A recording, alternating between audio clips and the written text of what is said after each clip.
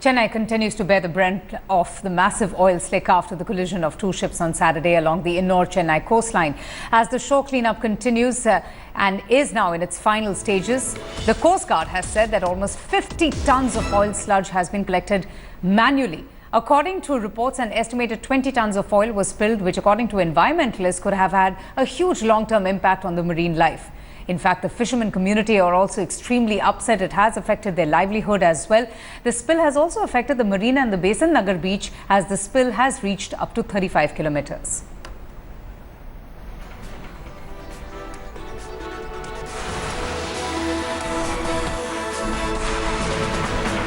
And in the wake of this massive oil spill, the fishermen community have been particularly hit hard, as I just mentioned. Here they are speaking to our correspondents. We started from the Bharatiyar Nagar almost an hour back, and it's seen that we are now closer to the Ennore port. You can see that that is the location. Just behind me is the Ennore port, and this is the exact location where the oil spill happened after two ships collided on Saturday, January 28th. And most of these fishermen were not informed about this oil spill. All of them were in for a shock when on the Sunday morning oil started hitting the shore and reaching the shore. Right from that day, they have not been able to go to the sea or continue their livelihood. Let's go cut across to these fishermen who have joined me in this journey today to know how their livelihood has been affected. Anna, கொஞ்சம் சொல்றீங்களா இந்த oil spill ஆனதுக்கு அப்புறம் என்னென்ன பாதிப்புகள் ஏற்பட்டிருக்கு? Oil spill ஆன பிறகு இந்த ஆயில் கொட்டின பிறகு எங்களுக்கு தொழிலுக்கு போக முடியல. எங்களுடைய நெட்டு அந்த பைப்பரு எல்லாமே அந்த ஆயில் பாதிப்பினால ரொம்ப பாதிப்பு பண்ணியிருக்கோம். எங்களுக்கு வலையை அந்த அந்த ஆயில் வலையிலேருந்து எடுக்க முடியல. அது வலையை டேமேஜ் ஆகிடுச்சு. அந்த போட்டும் எங்களால் அதை கிளியர் பண்ணி இது பண்ண முடியல. எங்களுக்கு அதனால் வாழ்வாதாரம் ரொம்ப பாதிப்பு. What this gentleman was just telling us is about how their livelihood has been completely affected with they not being able to use their nets, as well as their fiber boats are also badly damaged, is what this gentleman was just telling us. Anna, idu thavara ipo neenga மீன் பிடிக்கிற மீனை ஆளுங்க வாங்க விருப்பப்படுறாங்களா? மீனுக்கு இந்த ஆயிலுக்கு எந்த சம்பந்தம் கிடையாது. மீன் சாப்பிடலாம் போகலாம், அதை பற்றி எந்த ஒரு பயமானும் கிடையாது. நேற்று பாரதியார் நகரில் கலெக்டர்லேருந்து மந்திரிலேருந்து ஜப் கலெக்டர்லேருந்து எல்லாமே என்ன செய்ய மீன் இந்த மாதிரி மக்கள் பயப்படுறதாக மீன் என்ன செய்ய அவங்களே என்ன செய்ய சாப்பிட்டாங்க. அது எல்லா கேமராவும் எல்லா வீடாமல் எடுத்தாங்க. அது மாதிரி மக்கள் பயப்படுறதாக அவங்களும் சாப்பிட்டதாக எல்லாமே தெரியட்டும் அப்படின்ட்டு எல்லாமே சாப்பிட்டாங்க, போனாங்க, எல்லாம் செஞ்சாங்க. மீனுக்கு இந்த ஆயிலுக்கு எந்த சம்மந்தம் கிடையாது. ஏன்னா சனிக்கிழமை நடந்த சம்பவத்தினால எங்களுக்கு தொழில் போக முடியல. எங்கே வலை போட்டாலும் ஒரு ஆயிலாக இருக்குது. அதனால் 16 கிராமம் இதனால் நாங்கள் பாதிக்கப்பட்டிருக்கோம். அது மட்டும் இல்லாமல் கலெக்டர் மூலியமாக மந்திரி மூலியமாக கேஸ் நடந்துட்டு இருக்கு. More than 16 hamlets have been affected by this oil spill, is what this gentleman was just telling us. Also, he had mentioned about how the fishes have no causes. The fishes are safe to be eaten, and in fact, most of the government officials yesterday have come here and have shown their support to these fishermen, is what this gentleman is saying, and have said that fishes can be consumed which are being caught from this locality. But environmentalists in the state have been having doubts about how this oil spill would have an effect, a long time effect, that is because oil is a substance that will take a lot of time to be removed. And what the environmentalists have been saying is that these oil spills will have a long time impact. Even though if the oil is cleared, the kind of impact that it will have on the sea and the marine life is long lasting. Now, the big question is, how long will it take for normalcy for these fishermen to return? How long will the government official play hide and seek and move away from their responsibilities to serve these people who have lost their livelihood? With camera person Daniel from the Bay of Bengal, this is Akshaya Nath for India Today.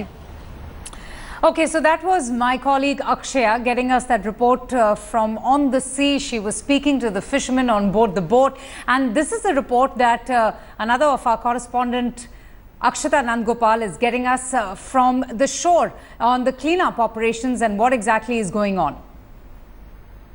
first show you what's happening here. I'm standing exactly where currently the cleanup is happening. You see the water there completely polluted. You can see the kind of oil is very slippery, so we're struggling to stand as well at this particular point, filled with rocks, completely covered in this oil. So they've put up that barricade there. They're trying to clear it up, but because of course of the viscosity, it is surfacing on top. They're trying to clear it up manually is what they told me. I spoke to several people here from the Indian Coast Guard. They are currently also trying to figure out if they can continue using these suckers to try and pull out as much oil as they can. But you can see the rocks around here, all of it is completely filled with the oil. People are also gathering, which is why you see police presence in the area trying to stop locals from entering this place. It's pretty dangerous because they could slip and fall into the water as well. The Coast Guard also told me that they're expecting that possibly by this evening they will be able to clear out this mess, but it looks unlikely from what I can see at least. There's a lot of oil and over the last many days, while efforts are being made,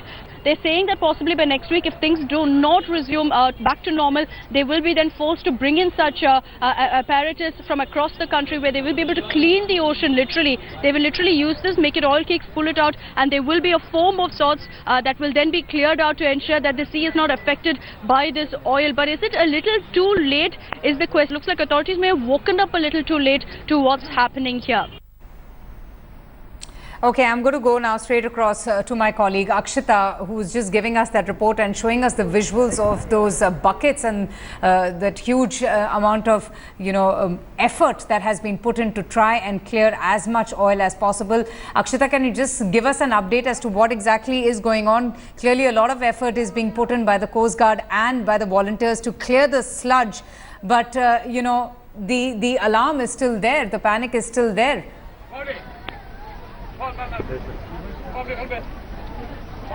Absolutely, Avantika. It's simmering heat at 3:30 in the afternoon. Look at the number of people around me, volunteers who've come together to really clean up the sludge at the sea here at Ennore. As far as really the pollution, as far as that oil is concerned, it's still a long way to go. It doesn't look likely that by today evening things will end. They're talking about, of course, going through possibly all through the night trying to clear this up. But what's astounding is the fact that it's not just the Coast Guard, but also several volunteers who've come on their own, Avantika. There was no sort of outreach really from the Coast Guard here, and I've got people with me who've been here from the morning toiling in this hot sun. Joining us on this broadcast now is Mr. Sanjay Vakil. He's the CEO of the Hindustan Institute of Maritime Training, students of which group have been here from morning, from 7:38 almost, trying to scoop out bucket after bucket of this sludge. So why did you decide to ensure that your students were here contributing to cleaning up this part? It's a national cause. Ultimately, it's going to affect every person across. So it was something voluntarily when it happened. I just asked my students, and for last 3 days when this happened on Saturday, and ever since then, every day a different batch has volunteered themselves to come, because it's a learning experience for them as well. Because when they go to sea, if there is a pollution, it's not happened, but still they know how to take action on that.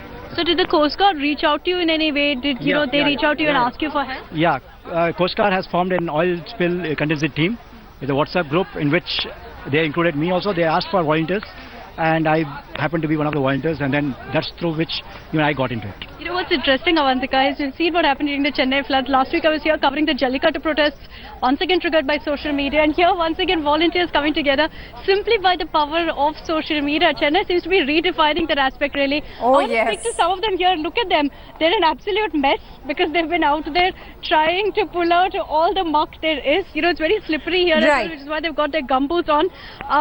Tell me, why did you decide that you wanted to come down here and clean up this place? We are from HMT College. This is a study purpose. We are came here to do this. This is one of the experience of us, and the VMD sir is giving instructions how what we want to do and what we will do. That's experience we are sharing. Okay. And What are the challenges you're facing here doing this? It's very hard. There are rocks over here, and it's been very hard to pull out the oil from the rigs, and the supplies, our logistic supplies are so less over the outside.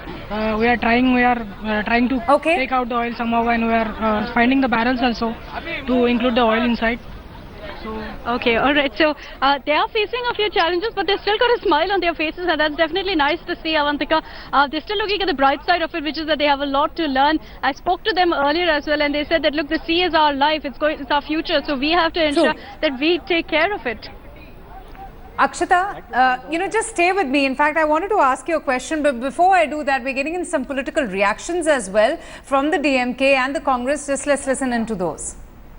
Initially, the port authorities were in a denial. Then after 3 days, they have said that there is an oil spill and they're trying to contain it. But the government agencies have not come together actually to clear up the mess. It's a big threat to the marine ecology, the environment and the fishermen's livelihood. So fishermen have to be compensated, and the environment department has to make a study of what are the damages which has happened to the environment. It is actually a very dangerous thing that has happened, and we have to use express methods to be able to contain this spill from travelling, which will happen, and the impact it has on marine life along the coastline and what is going to happen there, because human contamination will also happen instead of this illusional and delusional budget that we are addressing today, because this is going to impact human life and marine life. Definitely, inquiry must be held. There has to be an honest inquiry as to identify the persons responsible for this disaster, and naturally those who are found guilty are accountable, and if need be, stern action must be taken against them. The administration must work normally so that we don't start blaming each other. Of course, it's a failure on the part of the port management, that two ships could actually collide and we wouldn't even know how much oil has been spilled. So this could be prevented by really putting in place a good disaster management system. It needs to understand that it's an emergency situation. It's a situation that has already spilled over 5 to 6 days. It's a situation which needs to be declared as an emergency, and teams need to be sent from Delhi as soon as possible. Okay, coming to you, Akshata. While you were speaking to those volunteers, this is something that I wanted to ask you about. It is extremely, comforting, reassuring and heartening to see so many people coming out voluntarily to offer help.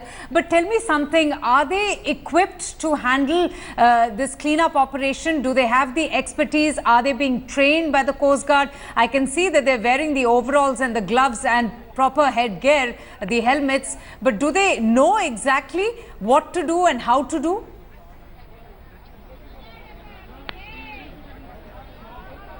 Well, Avantika, many of them here are from marine training institutes. We've also got fishermen here. We've also got a lot of volunteers, people who are concerned about the environment who have come together here. As far as training is concerned, the Coast Guard is present here. I don't know if you can see, there are several officials who are present along this entire stretch. All of them who are constantly supervising what's happening here. And they've made it very clear, of course, that they only want to go the manual way. Now, there's no apparatus or machine that's really being handed over to some of the volunteers here.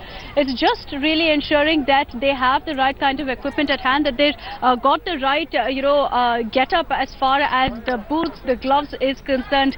They've confirmed, the Coast Guard, in fact, I spoke to them because there was a worry about whether, this sludge is toxic, because I'm standing here, I don't have any equipment, and I've been walking through this, so I got a bit worried, and I asked the Coast Guard as well, is it safe for us to walk through here? Is it okay for us to be taking this tension? And he said there's no worry, there's a report that's confirmed as of now that it's not toxic to humans, and any sort of, touch with it will not affect you in any way. So in that sense, they've ensured that gear is available right opposite, in fact, this area. They're providing gumboots, they're providing gloves, they're providing helmets, and ensuring that everyone who comes down here wants to help is equipped in that sense.